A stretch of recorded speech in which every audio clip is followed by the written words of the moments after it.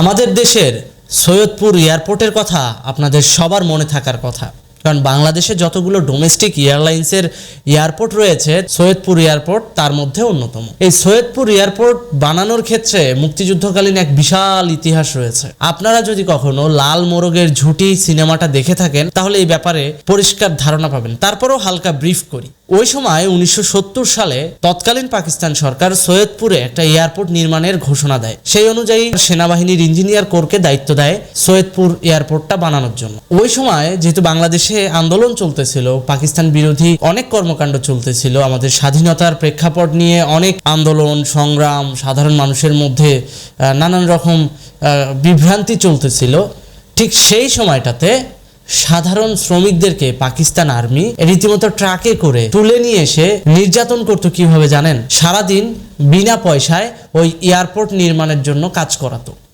রোদের মধ্যে সারাদিন কাজ করতো, না পানি না খাবার দাবার কিচ্ছু না। আবার নারী শ্রমিকদের সঙ্গে কি করতো এটা তো আর বলার অপেক্ষা রাখে না। অনেক সাধারণ বাঙালির রক্ত কিন্তু সৈয়দপুর এয়ারপোর্টে আছে। এজন্যই মুক্তিযুদ্ধকালীন আশ্চর্য স্থাপনা হিসেবে সৈয়দপুর এয়ারপোর্টকে অনেকেই আখ্যায়িত করে থাকে। এই যে ব্রিফটা বা এই গল্পটা আপনাকে কেন শোনাচ্ছি জানেন? আমাদের বাংলাদেশের পটুয়াখালীর কলাপাড়ার ধানখালী এলাকায় 1320 মেগাওয়াট বিদ্যুৎ কেন্দ্র নির্মাণের ক্ষেত্রে সেম পরিস্থিতি ঘটানো হয়েছে সিভিলাইজেশনের মোড়কে। এখন বলতে পারেন সিভিলাইজেশনের মোড়কে সামরিক ব্যক্তিবর্গরা কিভাবে কাজ করছে, আর ওটা তো বাংলাদেশি কোনো ঠিকাদার করছে না। এক্স্যাক্টলি 1320 মেগাওয়াট ওই বিদ্যুৎ কেন্দ্রটা নির্মাণ করছে নরিনকো গ্রুপ। এই নরিনকো গ্রুপ হচ্ছে চীনের সেনাবাহিনীর যে ইন্ডাস্ট্রিয়াল কর্পোরেশন আছে তার একটা সিস্টার কনসার্ন।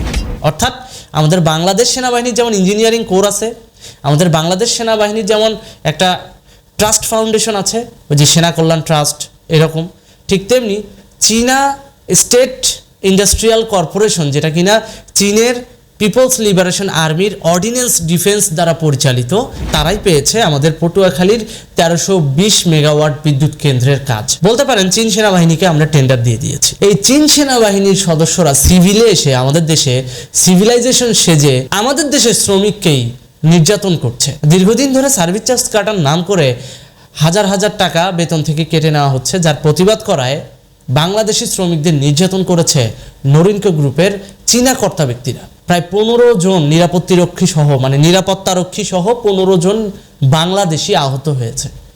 আমার কথা হচ্ছে, অন্য দেশের সেনাবাহিনী কেন বাংলাদেশের উন্নয়ন প্রকল্পের কাজ পাবে? তাহলে কি আমাদের সার্বভৌমত্ব থাকলো? আমাদের দেশে কি সেনাবাহিনীর ইঞ্জিনিয়ারিং কোর নাই? কেন তাদেরকে ওভারকাম করে অন্য দেশের সেনাবাহিনীদেরকে সিভিলাইজেশনের মোড়কে বাংলাদেশে ঢোকানো হচ্ছে আমাদের দেশের মানুষকে নির্যাতন করার জন্য? এর আগে বাঁশখালী যে বিদ্যুৎ কেন্দ্র, সেখানেও চীনা কর্তা ব্যক্তিরা এরকম বাঙালি শ্রমিক গুলি করে হত্যা করেছে শুধুমাত্র ইফতারের সময় একটু বিরতি চাওয়ার কারণে। তাহলে ইফতারের সময় বিরতি চাওয়া কি অন্যায়? মোটেও অন্যায় না। তবুও তারা গুলি খেয়েছে, মরতে হয়েছে। সেটা আমরা কয়েক মাসের ব্যবধানে, কয়েক বছরের ব্যবধানে ভুলেও গেছি। কিভাবে নিজের দেশের সার্বভৌমত্ব বিকিয়ে দিয়ে অন্য দেশের সেনাবাহিনীর প্রতিষ্ঠানকে আপনি 1320 মেগাওয়াট বিদ্যুৎ কেন্দ্রের টেন্ডার দিয়ে দেন? কিভাবে? কমিশন বাণিজ্য?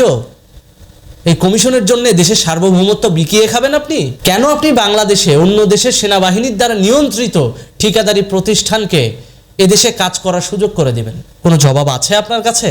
হ্যাঁ, উন্নয়ন আমরা সবাই চাই, কিন্তু সার্বভৌমত্ব বিকিয়ে দিয়ে নয়, সার্বভৌমত্ব অটুট রেখে। আমি যে কথাগুলো বলছি, যে দাবিটা করতেছি, যে নরিনকো গ্রুপ চীনের অর্ডিন্যান্স ইন্ডাস্ট্রিয়াল যে কর্পোরেশন যেটা আছে চীন সেনাবাহিনীর, তাদের নিয়ন্ত্রণাধীন সিস্টার কনসার্ন, এটার তথ্যটা আপনারা উইকিপিডিয়াতে গেলেই পাবেন।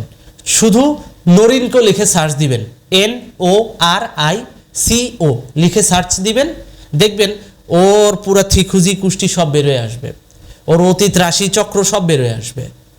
এই যে চীনা অর্ডিন্যান্স, চীন সেনাবাহিনীর যে অর্ডিন্যান্স গ্রুপটা, এই গ্রুপ দ্বারা নিয়ন্ত্রিত হয় এই নরিনকো গ্রুপ। তাকে কোন আক্কেলে সার্বভৌমত্বের তোয়াক্কা না করে বাংলাদেশে ঢুকানো হলো, এটা আমার বোধগম্য নয়। এই জিনিসটা নিয়ে সত্যি আমি উদ্বিগ্ন ব্যক্তিগতভাবে, একজন দেশের সুনাগরিক হিসেবে। গত 17 জুলাই যদি নরিনকো গ্রুপের চীনা কর্তা ব্যক্তির সাথে বাংলাদেশি শ্রমিকদের সংঘর্ষের ঘটনাটা না ঘটতো, তাহলে হয়তো এই বিষয়টা অজানাই থেকে যেত। আপনারা গোপনে গোপনে না জানিয়ে দেশের সার্বভৌমত্ব নিয়ে আর কি করছেন আল্লাহ মালুম। কিন্তু একটা কথা বলে রাখি ভাই, দেশ না থাকলে, দেশের সার্বভৌমত্ব না থাকলে কি করবেন এই ক্ষমতা দিয়ে? কোনো লাভ নাই, পুতুল হয়ে থাকতে হবে।